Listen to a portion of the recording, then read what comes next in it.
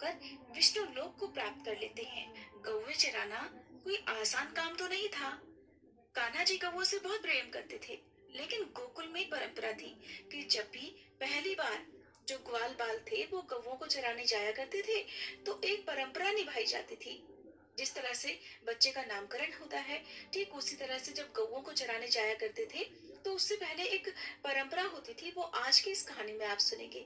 पौराणिक कथा के अनुसार जब भगवान कृष्ण 6 वर्ष के हुए, तब एक दिन अपनी माँ यशोदा से कहने लगे, मैया अब हम बड़े हो गए हैं। मैया यशोदा कहने लगी, अच्छा लल्ला, अब तुम बड़े हो गए हो तो बताओ अब हम क्या करें। कृष्ण कहते हैं, अब हम बछड़े चराने नहीं जाएंगे, अब हम गाय चराने जाएंगे। मैया यशोदा ने कहा, ठीक है, बाबा से पूछ लेना। मैया के इतना कहते ही झट से कन्हैया जी नंद बाबा से पूछने के लिए पहुंच गए। बाबा ने कहा, लाला, अभी तुम बहुत छोटे हो, अभी तुम बछड़े ही चराओ।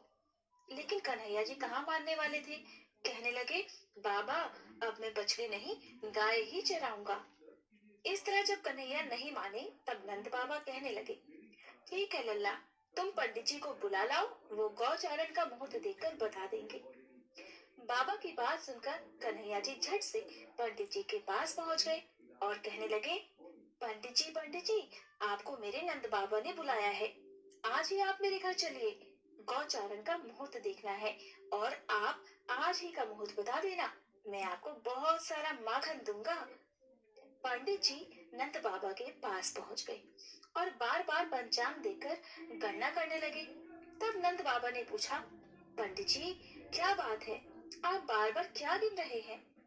पंडित जी कहने लगे, क्या बताएं नंद बाबा जी, केवल आज का ही मुहूर्त निकल रहा है, इसके बाद से तो 1 वर्ष तक कोई भी मुहूर्त ही नहीं है। पंडित जी की बात सुनकर नंद बाबा ने भगवान को गौचारण की स्वीकृति दे दी। कन्हैया जी, जो समय कोई कार्य करे वही शुभ मुहूर्त बन जाता है। उसी दिन भगवान कृष्ण ने गौचारण आरंभ किया, और जब भगवान अपने हाथों से खुद माखन का प्रसाद दे, तो भला कौन भक्त उनके हाथ से ये प्रसाद नहीं लेना चाहेगा। पंडित जी ने भी बाद में कान्हा जी के हाथों से खूब माखन खाया। ये थी गोवत्स द्वादशी की कथा। अब सुनिए श्री विष्णु चालीसा पाठ।